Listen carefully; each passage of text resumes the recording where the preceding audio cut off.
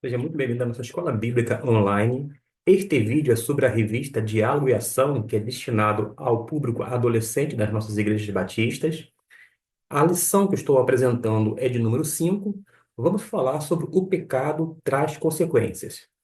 A base é Jeremias capítulo 14, e nós temos como virtudes verdade e integridade. Quando a gente começa a trabalhar essa questão da temática, o pecado traz consequências, é importante salientar, de acordo com o autor da revista, que é preciso ouvir os pais. Via de regra, os pais querem o melhor para os seus filhos, mas nem sempre os filhos compreendem tais coisas, principalmente na fase da adolescência, quando não no início da juventude. Mas acontece que, com o passar do tempo, a gente vai olhar para trás e observar que aqueles conselhos dados lá atrás era para o nosso benefício, visando o nosso bem. Porém, a gente precisa atentar para o que a Bíblia diz. Mas quando a gente vai para a revista, na adolescência, muitas vezes queremos agir segundo a própria maneira. Achamos que já temos idade suficiente para não receber ordem dos pais. A gente já acha que sabe o que é melhor para a gente, não precisa de pitaco ou opinião de ninguém, nem mesmo dos nossos. Não aceitamos conselhos com facilidade. A gente ouve até os nossos amiguinhos. Porém, muitos chegam a dizer: se conselho fosse bom, não seria dado, mas vendido. Acontece que nem todo adágio popular ou ditado reflete uma verdade. Pode ser uma verdade parcial ou ou não, mas de forma que a gente aprende que, como consequência da rebeldia contra os pais, sofremos castigos. Sim, os nossos pais nos corrigem para o nosso bem. Lembremos de que nós temos recebido sempre uma correção após desobedecer os nossos pais. Deus também age assim. Ele disciplina os filhos que ama, de modo que a disciplina, essa correção, visa justamente a correção, mas é resultado de um amor. Sabe por causa de quê? Quem ama, cuida. Quem ama não vai deixar assim a pessoa totalmente desprotegida, sem informações, sem conselhos, sem orientação segura aos léus. Pelo contrário, quem ama vai cuidar, vai realmente se preocupar. E ele coloca aqui que lembro-me de ter recebido uma correção do meu pai após desobedecer a professora da escola bíblica dominical da minha igreja. Entendi que aquela correção era para o meu próprio bem. O autor, ele traz uma experiência pessoal. Eu gostaria de compartilhar com vocês a experiência minha em relação a uma professora, não no âmbito da escola bíblica dominical. Na adolescência, eu tive algumas dificuldades, um comportamento um tanto desmedido, e certa vez respondi à professora em sala de aula. Mesmo adolescente, a professora, que conhecia minha mãe, morava no mesmo bairro, entregou um bilhete para que eu desse à minha mãe. Eu sabia que a sentença estava sendo dada e eu estava conduzindo por ai de mim se não entregasse à minha mãe. Eu era adolescente, poderia rasgar, falar que não ia entregar, quem sabe criar uma dificuldade maior. Porém, eu sabia que, por ter uma certa relação e proximidade, uma vez que morava dentro do próprio bairro, não tinha como correr. Eu entrego aquele bilhete à minha mãe, e a minha mãe vai conversar com a professora, e nós estávamos na porta da sala de aula. Os demais coleguinhas meus estavam na sala, minha mãe conversou com a professora, e ela, a moda antiga, disse assim: agora eu quero que ele peça desculpa a você. Foi feito de uma forma notória, diante da classe, desrespeitando aquela professora. Professora muito boa. A questão não era ela, era a minha vida que estava um tanto fora do prumo, tinha saído dos trilhos. E num ato de desatino eu realmente desrespeitei a sala de aula diante dos meus colegas. E minha mãe adentrou a sala. A professora não esperava isso, a minha mãe adentrou a sala e fez sinal para mim. diante dos meus colegas, já que a afronta foi pública, ela falou: Olha, eu quero um pedido de desculpas para a sua professora. E aquela fase final não vai mais se repetir, como de fato não aconteceu. E diante dos meus colegas, eu pedi desculpa à professora, envergonhado pela ação, por ter provocado aquele constrangimento para uma autoridade em sala de aula, uma pessoa que queria sempre o meu bem, assim como de toda a turma. E eu pedi desculpa, falei diante dos meus colegas e foi desculpas sinceras. Até hoje marca a minha vida. E a professora não guardou mágoa nem rancor, porque visava o meu bem, não me perseguiu em hipótese alguma, agia de uma forma muito correta, íntegra e com a verdade. E eu sei que eu abracei a professora e chorei. Chorei porque ela não merecia que eu fizesse aquela afronta, ainda mais diante das pessoas. Então, às vezes a gente precisa de uma correção, e quando é algo público, precisa ser também uma correção notória. Porque é comum as pessoas falar um monte de coisas na frente dos outros e depois vai em silêncio, no secreto, de uma forma velada. Me perdoe, desculpa aí pela aquela palavra mal colocada. E a pessoa até aceita a desculpa ou aquele pedido e fala, não, tudo bem. Mas olha só, a integridade de uma pessoa deveria fazer com que ela, quando tivesse agido errado, fosse diante das demais pessoas a qual se deu o fato e falar, olha, quer se for numa igreja, irmãos, eu agi de uma forma errada, porque pecado cá entre nós não se justifica, pecado se confessa, da mesma maneira não tenta se justificar, eu errei e eu quero pedir perdão ou desculpa por isso, isso e isso. Deveria ser uma saída mais honrosa e íntegra que refletisse realmente o caráter de Deus, porque ele vai trabalhando e nos moldando. E o autor da revista prossegue dizendo que a lei de trânsito é clara, só pode dirigir quem é maior de 18 anos e carteira de motorista. Mas quantos adolescentes, eu diria ainda, quantos jovens estão correndo, pegam um carro dos pais escondidos sem perceber o perigo que estão correndo? Alguns fazem inúmeras coisas nas rodovias, nas estradas, no trânsito, mas infelizmente muitos acabam envolvidos em acidentes fatais por causa da desobediência e da imprudência.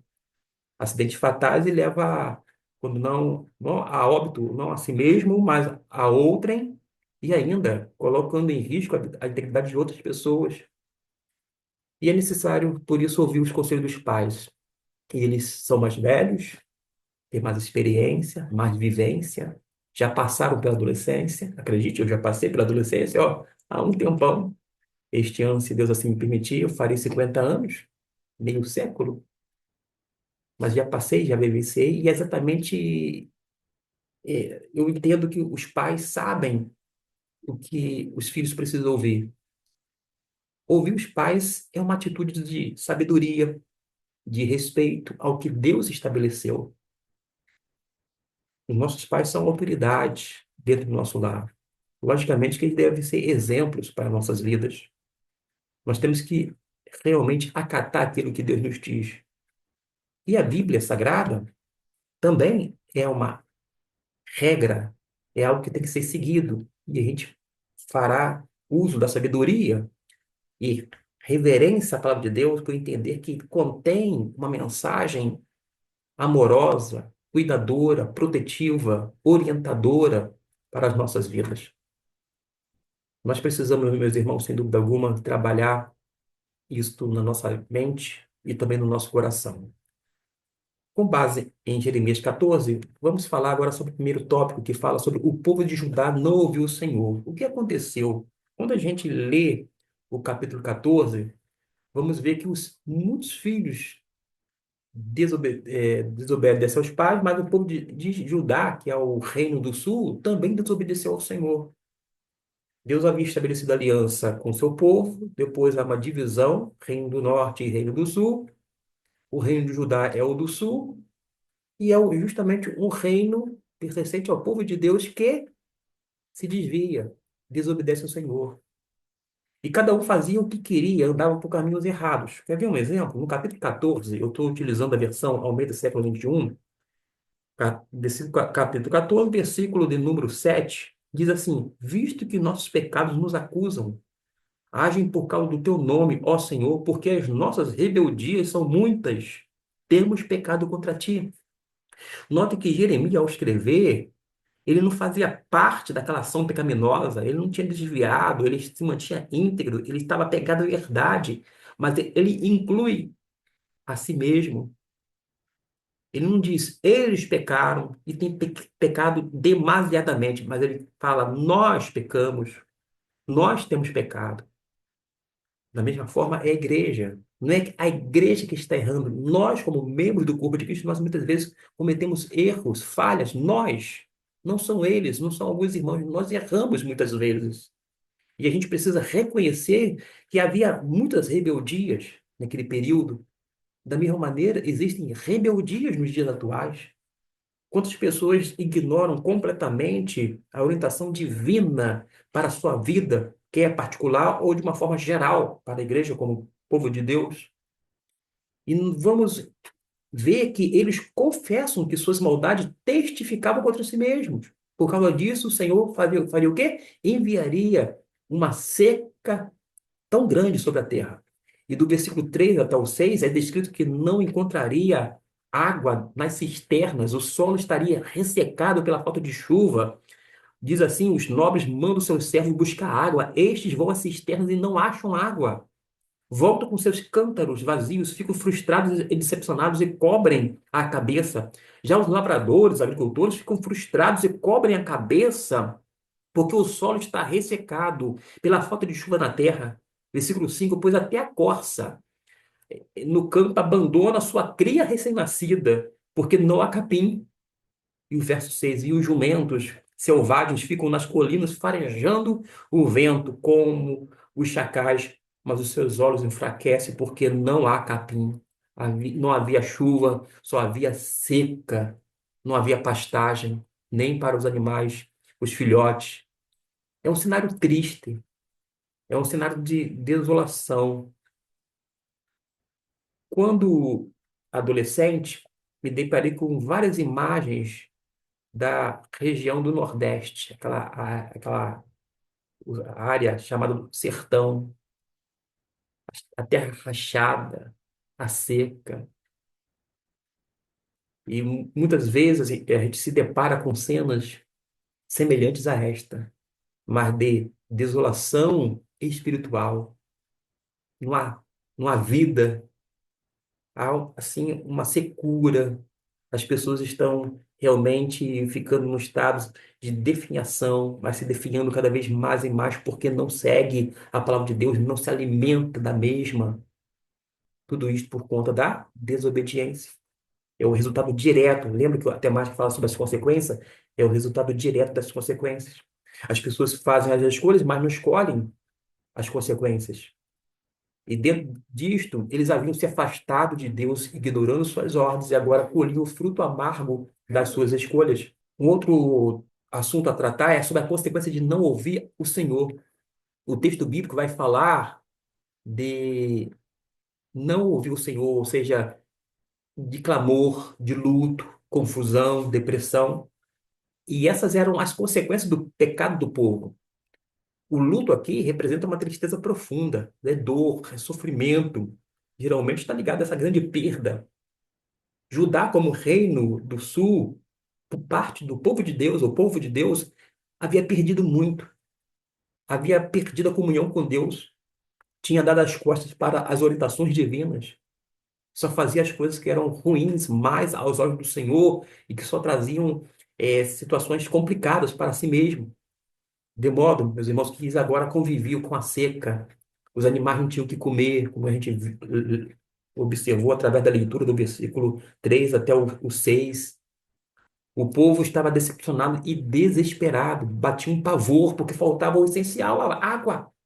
Como é que as pessoas vão viver sem água, sem comida, sem aqueles recursos básicos para a sobrevivência? Se você fizer uma experiência conforme a proposta do autor da revista e ficar 2 dias sem comer e beber, certamente o próprio corpo vai sentir o quê? O impacto. Da mesma forma, não deve nos espantar a reação do povo. Eles clamavam por libertação, que estavam confusos e abatidos. Tudo aquilo, aquele cenário de desolação tão triste deixava eles confusos, abatidos. Eles não compreendiam plenamente a gravidade do que estavam vivendo. E quando a gente pensa que a proposta de Deus era dar uma terra prometida que mana leite e mel, que indicava prosperidade, e agora eles estavam num estado realmente deplorável. A fartura havia desaparecido, os alimentos abundantes agora eram nas lembranças do passado. Ou seja, o presente era sombrio, algo sinistro, diria alguns adolescentes. Era amargo e de grande sofrimento. E tantas pessoas quanto os animais estavam o quê? Cercados pela dura realidade de uma terra castigada. Deus estava não apenas permitindo, mas agindo de uma forma direta, castigando o seu povo. Porque Deus era mau? Em absoluto. Porque Deus castiga os seus filhos. Deus disciplina os seus porque os ama. E como amava o povo de Deus, disciplinava, castigava. E a gente vai observar que no versículo 7 diz assim: Visto que nossos pecados nos acusam, age por causa do teu nome, ó Senhor, porque as nossas rebeldias são muitas, temos pecados contra ti. Há um reconhecimento do erro. É algo interessante, porque o povo reconhece o seu próprio erro. Contra ti pecamos. Mas o autor depois ele vai dizer: temos pecados. Não é eles têm pecado, o povo tem pecado. Ele se inclui, como eu disse logo no início. Em outro versículo afirma que suas maldades testificavam contra eles e que suas rebeldias se multiplicavam. A principal causa daquela situação tão difícil que a gente já descreveu aqui, como a seca, a fome, a sede, era a rebeldia do próprio povo. Deus havia dado o quê? Ordens claras, mas o povo simplesmente as ignorou. Não é diferente quando os adolescentes ignoram as ordens dadas por Deus, quando dão de ombros para o que os seus pais falam para o seu próprio bem, os conselhos recebidos por pessoas sábias que estão ali para ajudar, para animar, para encorajar, mas não são escutados, não são ouvidos, porque cada um seguiu a sua própria vontade, sem levar em conta as ordenanças do Senhor. E quando nós não levamos em consideração o bom senso, os bons conselheiros, a palavra de Deus que nos dá instrução e direção segura, é isso que acontece. Uma verdadeira devastação em qualquer área da nossa vida e até mesmo nessa área espiritual. A palavra pecado, costumeiramente, significa, conforme muitos colocam, como errar o alvo. Deus estabelece um alvo e nós precisamos acertar esse alvo. Aliás, nós devemos estar com nossos olhos fitos na pessoa de Jesus, olhar somente para Cristo, mas quantas vezes nós olhamos para o lado? Cristo nunca nos fez mal, nunca nos decepcionou. As pessoas, sim. Mas por que às vezes as pessoas deixam a igreja de Cristo? Ainda que seja por causa de pessoas. Deveria focar somente na pessoa de Jesus. Mas aqui, quando prosseguimos, vamos observar que quando erramos, pecamos. E o povo reconheceu que havia o quê? Errado o alvo de Deus, que havia se desviado da vontade divina e não negaram isso. Pelo menos admitiram suas falhas. E um ponto marcante é que suas rebeldias se multiplicavam. Não aumentava, não era uma soma, não era uma conta, isto é, uma adição, era uma multiplicação.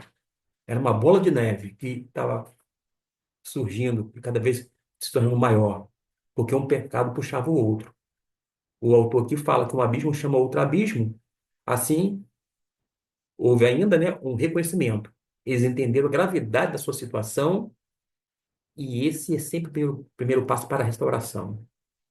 Lembra que eu falei que pecado não se justifica, pecado se confessa, mas pecado também se abandona.